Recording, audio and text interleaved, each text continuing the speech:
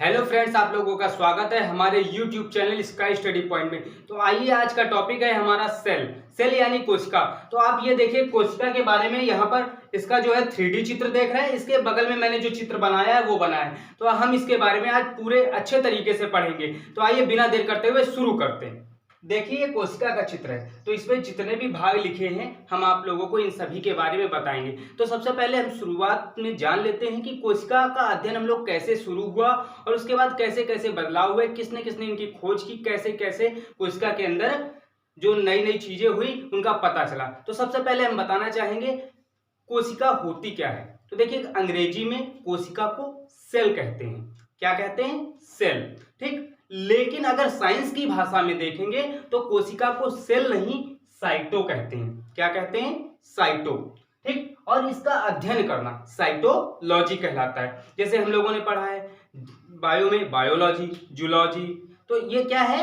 वैसे ही नाम क्या है? साइटो, और उसका अध्ययन करना साइटोलॉजी। फिर दूसरी बात, कोशिका होती क्या है? यह हमारे शरीर की वर्ण बात करेगी, मतलब पूरे ब्रह्मांड में ये सबसे छोटी इकाई है। ठीक। कोशिका सबसे छोटी इकाई है। ठीक। तो अब इसकी खोज की बात करें तो इसकी खोज जो की थी रॉबर्ट हुक ने की थी। लेकिन आपको ये बताना चाहेंगे, रॉबर्ट हुक ने सबसे पहले एक मृत कोशिका खोजी थी, जीवित कोशिका की खोज नहीं की थी। मरी हुई कोशिका की खोज कर दी। किसने की? रॉबर्ट हुक ने। लेकिन सबसे पहले खोजा किसने? रॉबर्ट हुक ने। ठीक। दूसरा, जीवित कोशिका की खोज एंटोनी वॉन लीवेनहॉक ने की थी। किसने की? एंटोनी वॉन लीवेनहॉक ने। जीवित कोशिका। अब देखिए, पेपर में दो तरीके से कंफ्यूजन आता है। अगर पेपर में कहेगा कोशिका की खोज किसने की, तो सीधी सी बात है रॉबर्ट हुक ने कर दी। अगर कहेगा मृत कोशिका की खोज किसने की, तो भी रॉबर्ट हुक लिखेंगे।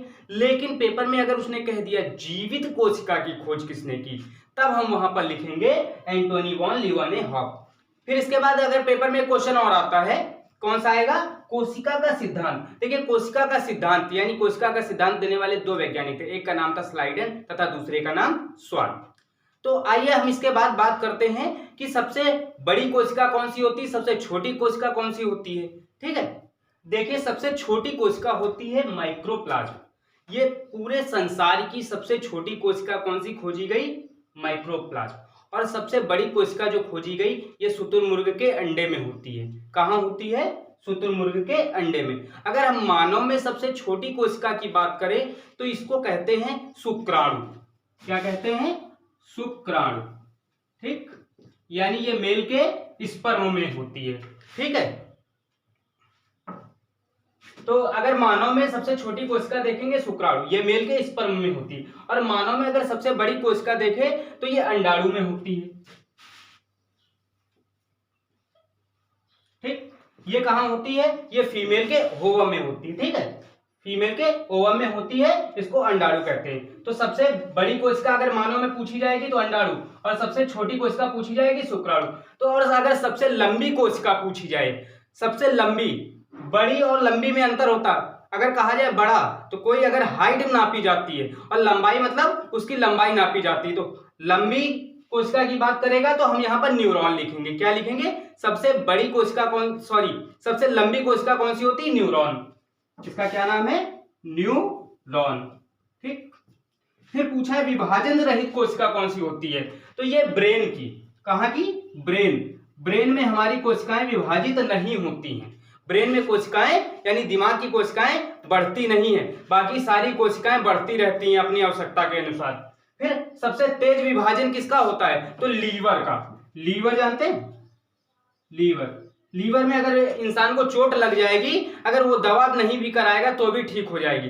कभी कभी होता पेट में घाव हो जाते हैं और लोगों के अपने आप स्वतः ठीक हो जाते हैं। क्यों? क्योंकि ये कोशिका स्वतः विभाजित होकर के धीरे धीरे सही हो जाती है। तो सबसे तेज विभाजन किसमें होता है? लीवर में। तो अब और दूसरी बात बताना चाहेंगे, तो देखिए कोशिकाओं के मिलने से ऊतक बनते हैं, यानी सेल के मिलने से टिश्यू बने, और टिश्यू के मिलने से हमारे बॉडी के पार्ट बने, और उस बॉडी के पार्ट से हमारी बॉडी बनती। यानी कोशिका के मिलने से ऊतक बना, ऊतक के मिलने से अंग बना, और अंग के मिलने से शरीर का निर्माण होता है। ये मान सकते हैं, मानना ही पड़ेगा। क्यों? क्योंकि कोशिका सबसे छोटी इकाई है। उसके बाद जब कोशिका मिल जाएंगी तो ऊतक बन जाएगा, जब ऊतक मिल जाएंगे तो उससे में शरीर के अंग बन जाएंगे, और शरीर के जब अंग बन जाएंगे तो एक पूरा शरीर बन जाता है।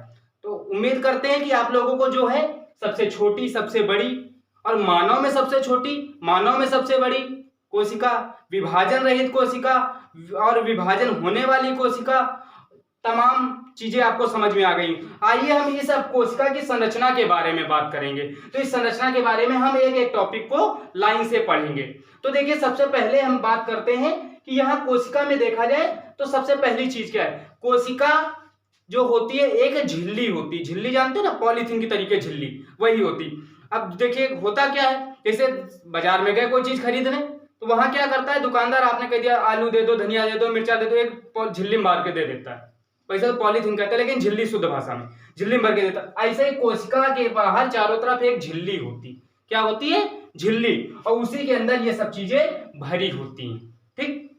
दूसरी बात, अब मान लो तुमने कह दिया 2 किलो प्याज और दे दो।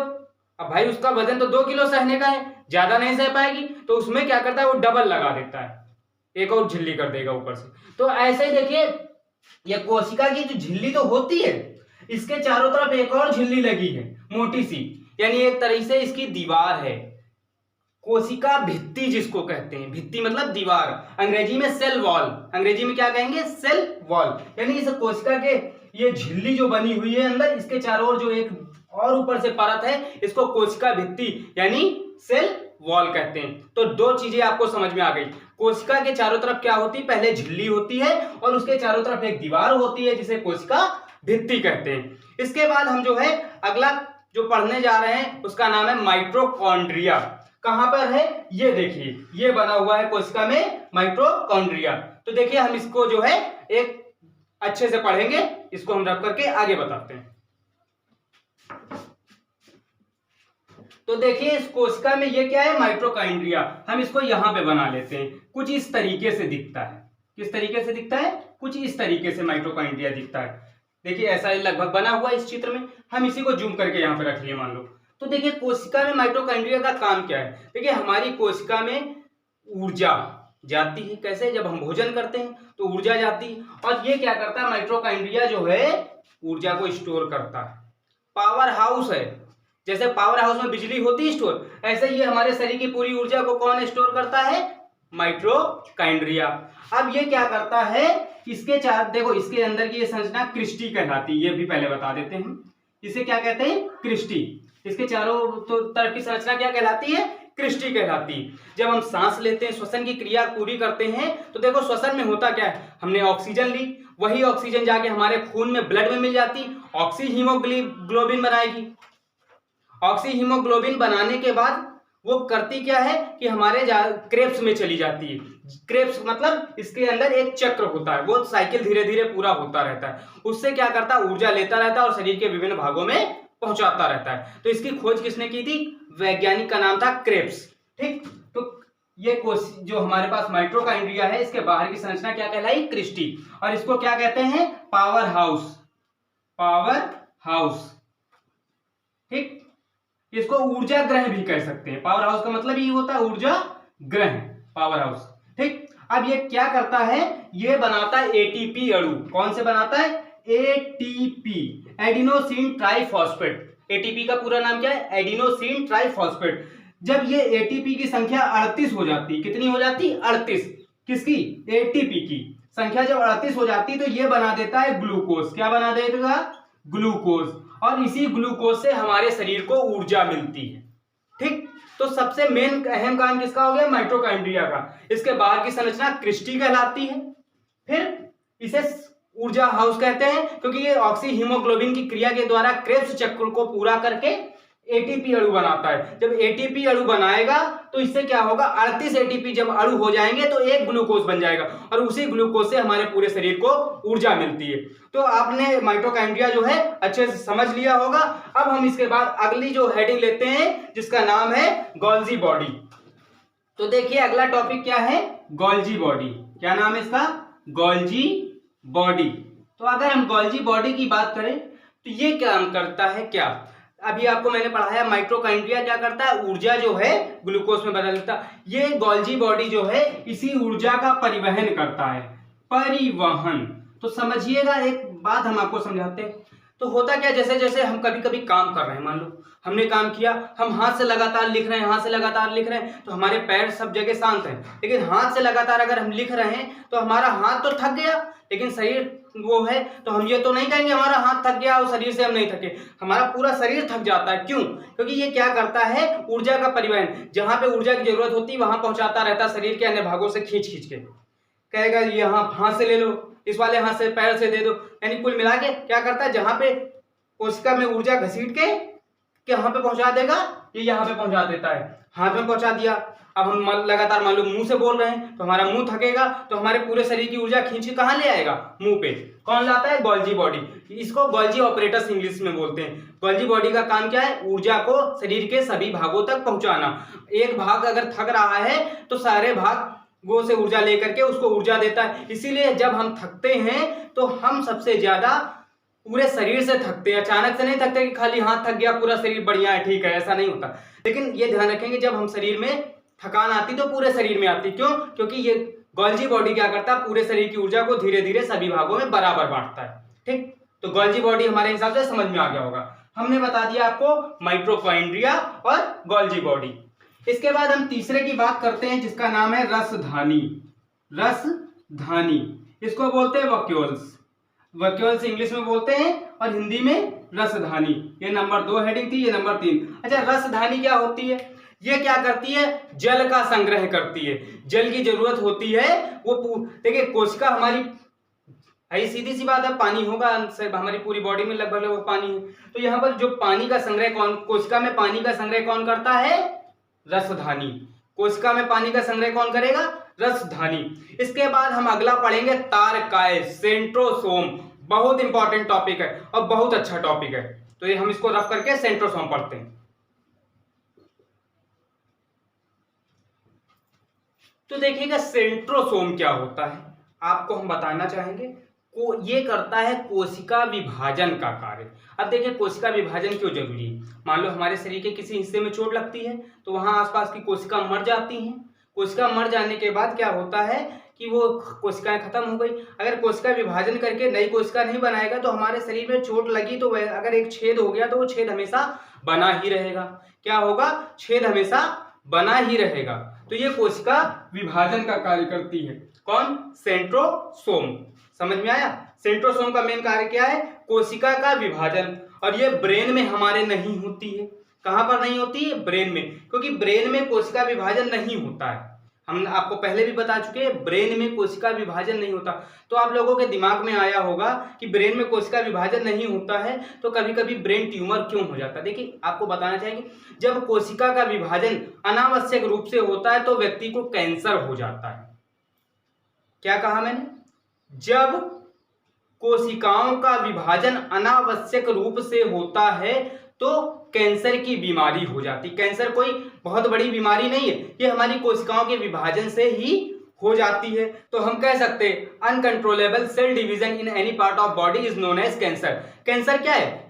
कोशिकाओं का विभाजन ही है। शरीर में अनावश्यक हो जाते हैं तो कोशिकाओं का विभाजन हो जाता है। अब ब्रेन ट्यूमर क्यों हो जाता है जब वहां कोशिका विभाजित होती नहीं? तो आपको बताना चाहेंगे हमारे ब्रेन में 90% जो है क्या होता है? हमारा न्यूरॉन होता है। 90% क्या होता है? न्यूरॉन। और 10% गिलियल होता है। कौन सी होती है कोशिका? गिलियल। इस 10% में कोशिका विभाजन हो सकता है। इसीलिए ब्रेन ट्यूमर कहां से होता है? गिलियल से होता है, ना कि न्यूरॉन से। ध्यान रखिएगा, अगर पेपर में कभी कभी कई बार पूछा है कि ब्रेन ट्यूमर होता है निम्न में से किस स्थान पर, तो वहां पर गिलियल भी ऑप्शन होगा, न्यूरॉन भी होगा और तमाम दिए होंगे। तो आप ध्यान रखिएगा, न्यूरॉन तो दिमाग में हुआ, लेकिन ध्यान रखेंगे कि ब्रेन में गिलियल से होता है कैंसर, ना किसी न्यूरॉन से। ये बात क्लियर हो गई? ठीक, तो देखिए अगली हेडिंग है अंतःप्रदत्त जलिका। ये करती क्या है? तो हम आपको ये बताएंगे कि ये जो जाली जो होती है ये सबसे ज्यादा कार्य करती है हमारे शरीर में कंकाल का। कंकाल मतलब शरीर में नहीं, कोशिका का कंकाल है। किसका कंकाल है? कोशिका का कंकाल है। क्योंकि जैसे हमारे शरीर के अंदर कंकाल होता है वो हमारे शरीर को आकार प्रदान करता है, ऐसे ही ये भी कोशिका को आकार प्रदान करने का काम करता है। कौन? अंतःप्रदत्त जलिका। ठीक है, इंडोप्लाज्मिक रेक्टिकुलम, इसको अंग्रेजी में कहते हैं, क्या कहते हैं, इंडोप्लाज्मिक रेक्टिकुलम। ये हमारे शरीर के लिए कंकाल का काम करती है। तो इसके दो भाग होते हैं, कुछ इस तरीके से होते हैं। एक भाग इसका कुछ कुछ स्मूथ होता है, बिल्कुल चिकना होता है, एक खुरदरा होता है। जो स्मूथ होता है ये चर्बी का निर्माण करता है। किसका निर्माण करता है, चर्बी का। जो खुरदरा होता है ये किसका निर्माण करता है, ये राइबोसोम का निर्माण करता है, ध्यान रखिएगा, राइबोसोम।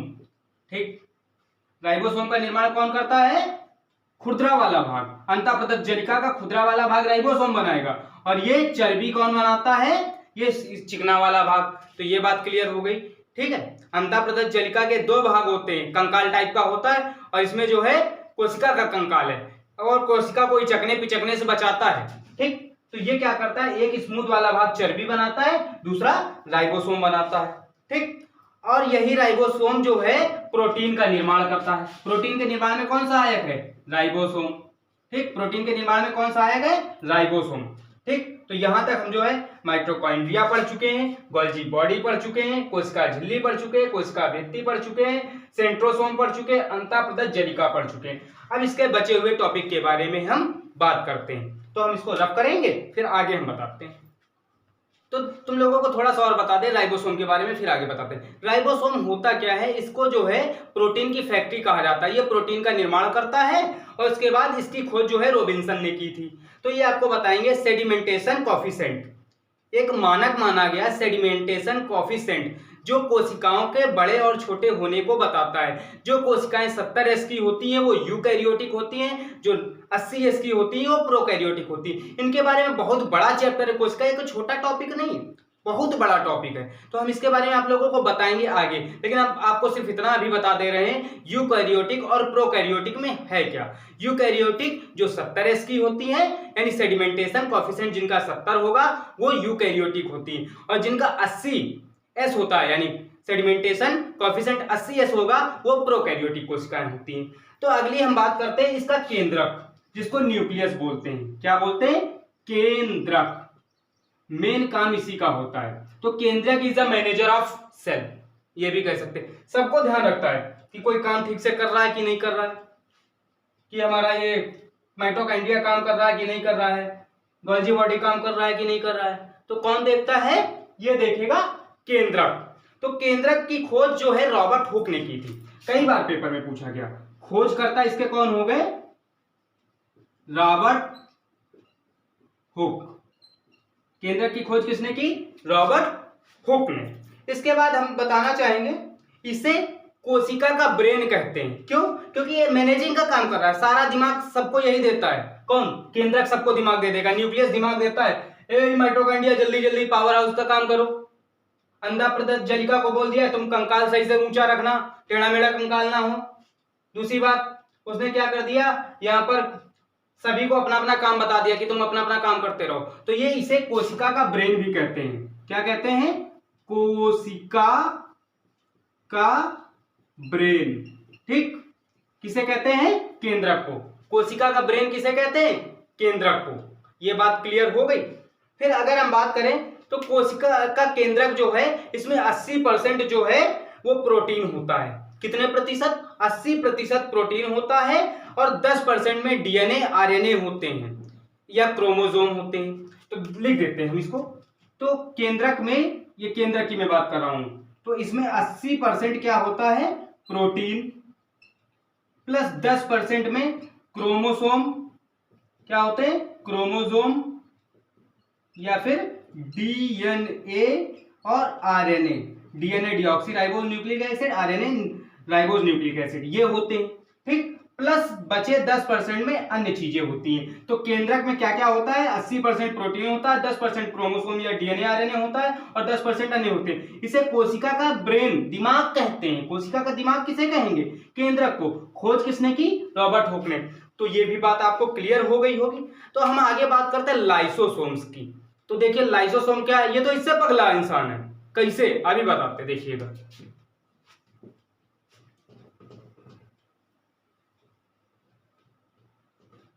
अभी तक न्यूक्लियस सबको खाली ऑर्डर दे रहा था कि तुम ये काम करो, तुम ये काम करो। लाइसोसोम उससे ऊपर वाला अधिकारी है, एक तरीके से मान लो। कौन, लाइसोसोम।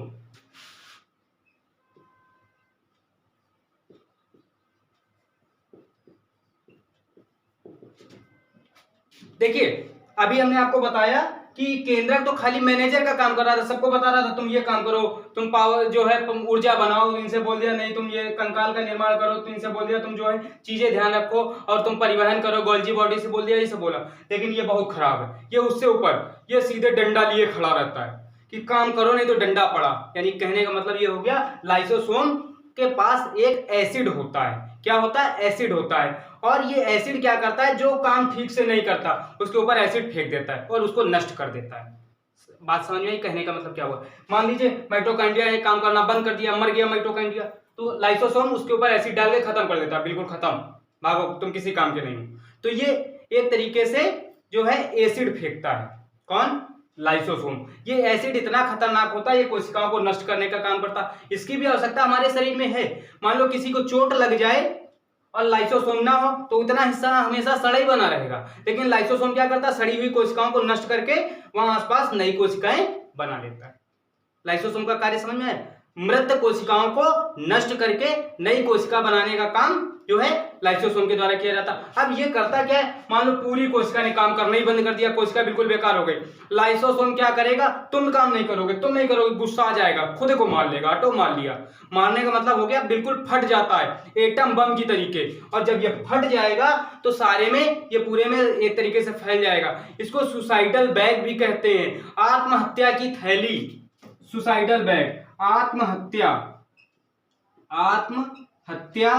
की थैली, यानी इसको सुसाइडल बैग कहते हैं। जब ये फट जाता है तो आसपास का हिस्सा सब कोशिका खत्म हो जाएगी बिल्कुल।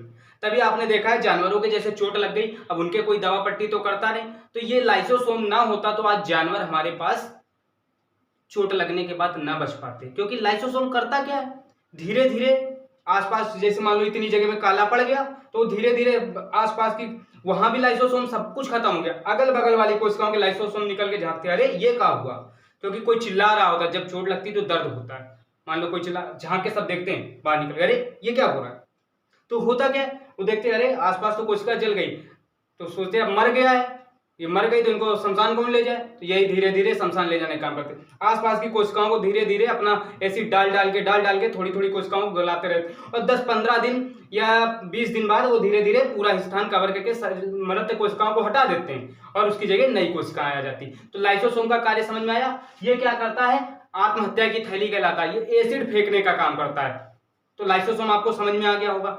अगला है जीव द्रव्य। जीव द्रव्य दो चीजों से मिलकर बना होता है, एक कोशिका द्रव्य और एक केंद्रिका द्रव्य। तो कोशिका द्रव्य को जो है साइटोप्लाज्म कहते हैं और केंद्रिका द्रव्य को न्यूक्लियस प्लाज्म कहते हैं।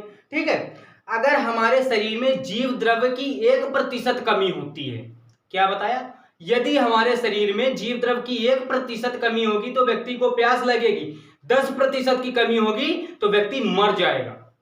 तो उम्मीद करते हैं आप लोगों को ये टॉपिक बहुत अच्छे से समझ में आ गया होगा। अगर आपको ये टॉपिक अच्छा लगा है तो बिना देर करते हुए इसे लाइक करें, शेयर करें और सब्सक्राइब करें, और इसको ज्यादा से ज्यादा लोगों में शेयर करें ताकि हम आपके लिए बहुत अच्छे वीडियो लेकर आते रहें।